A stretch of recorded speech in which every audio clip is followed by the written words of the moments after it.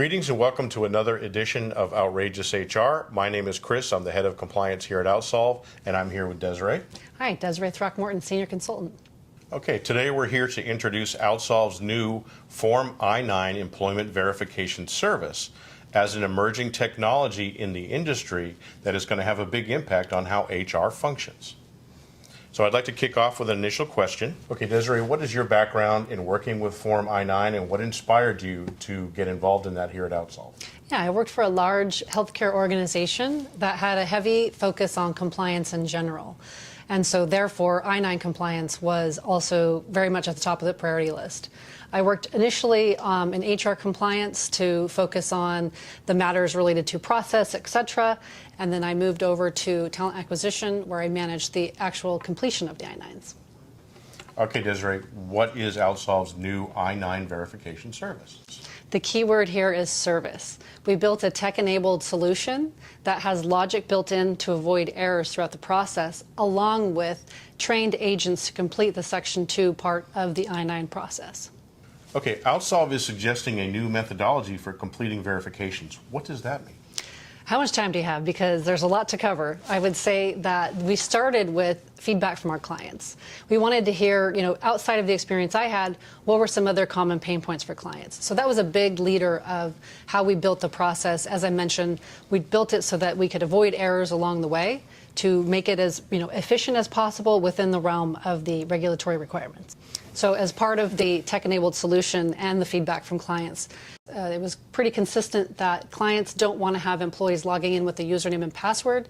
They were constantly having to reset passwords to get people just to get access to complete Section 1. So we eliminated that bump in the road. Additionally, an aspect, as I mentioned, is the service aspect. So we have trained agents that will help our clients make sure to have the I-9 process completed consistently and accurately. It's very easy to get it wrong, and so we're working to get it right every time. But our clients have access to a subject matter expert as well, is that correct? Yeah, absolutely. We have folks here who are trained to support clients in the nuances associated with immigration. As we know, there's a lot of changes in this area. Desiree, you're suggesting that this is not just a technology, that it's actually a service as well. Can you explain? Yes, it's definitely a software in a sense. We have used top-tier developers to build the product with logic, obviously, to avoid those errors along the way. But we're also gearing to partner with HR to help assist in the compliance of immigration. Okay, Desiree, what are some of the key components of this service that will make it compelling to users?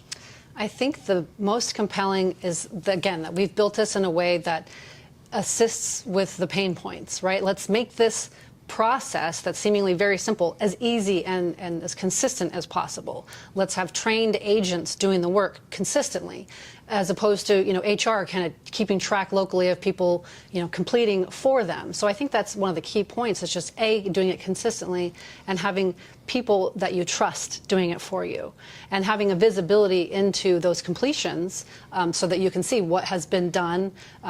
Has everything been done on time? There's a visibility in the dashboard that our clients can see. So I think there's a lot to be gained with just having someone who's knowledgeable in this and not having to train that person constantly, especially if there's turnover in your organization of who's handling I-9s for you. I think that's one of the common pain points, is just who is doing the I-9 completion for the employer. Are they trained? As well as, is there people in remote locations? So I think a big part of this is the remote verification component that became available in 2023. Now, vendors like OutSolve can do this for you on a consistent basis.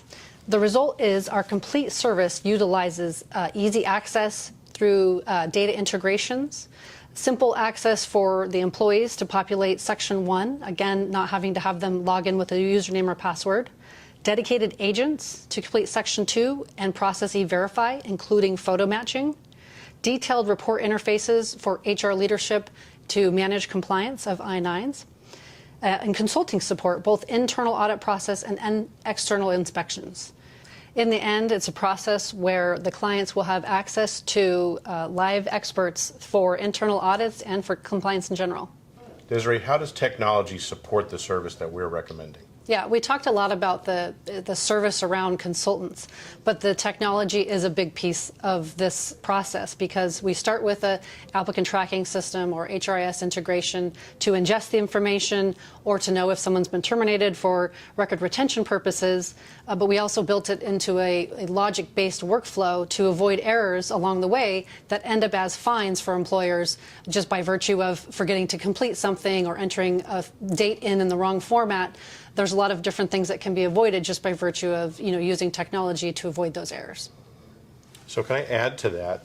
Is it truly correct to say then that our system is defined to reduce the number of errors that would impact you in an audit? Absolutely. Completely agree with that. And I think it's the only way to go to just avoid the simplicity of making an error on something that should be prevented in the first place. Mm-hmm. Desiree, I've actually had a chance to talk to quite a few clients about the challenges they face in this process. But you know this area even better than I do. Can you talk about some of the areas in which people typically struggle in the completion of Form I-9, and how will OutSolve's process benefit the user? Yeah, I think consistency of process is one of the biggest areas people struggle with. Just knowing the rules around how this should be done. For example, if, let's say, in Section 2, you have one employee who's taking the documents and visiting with that employee versus completing Section 2, that actually has to be the same person. So getting it wrong is very easy, as I've mentioned. So inconsistent process and remote people. So if your HR team that processes I-9s is in one place, but you have employees outside of that location, how do you complete Section 2? So that's where the remote verification comes in through that provision that began in 2023 that says you can do it remotely. So that allows for people to process Section 2 not in the same space, because as you probably know, Section 1 should be done by the employee. Section 2 is through a conversation in person through the employer and the employee to verify their identity and work authorization. So the struggle is finding the people to have that verification process completed, and also doing it in a way that is compliant with the process and practices. Also, a lack of visibility is also often common, where employers just don't even know where their new hires are in the process, who's been verified, who's still pending, because there's a lot of people flowing through. It's hard to keep track of. Another thing is that some vendors use third-party agents to complete the verifications. And therefore, it's difficult to know how well are those people trained. Are they trained at all? Do they, confirm that the information is accurate? That's one of the things our agents do is before pushing it through E-Verify, we make sure it's correct information so that it doesn't end up where we have these flags from E-Verify that are just based on incorrect data that could have been caught ahead of time. But I also have an impression that organizations have a lack of confidence going into an audit. Do you agree?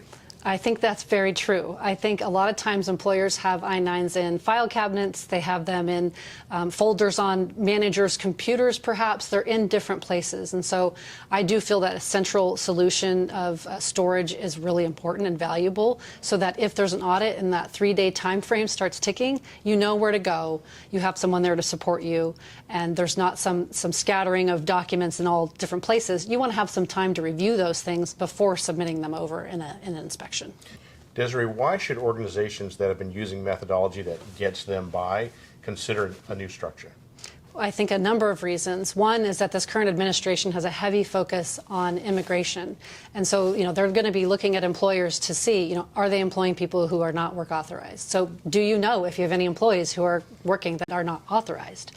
And another reason is you have this new opportunity with the remote verification provision that began in 2023. That gives you the opportunity to have someone like us handle this for you in an expert fashion to where you have confidence, like you said, going into an audit. You know where the things are. You have a trusted partner in this process. Mm-hmm. Okay, Desiree, any final thoughts for us? I think now is the time to get it right.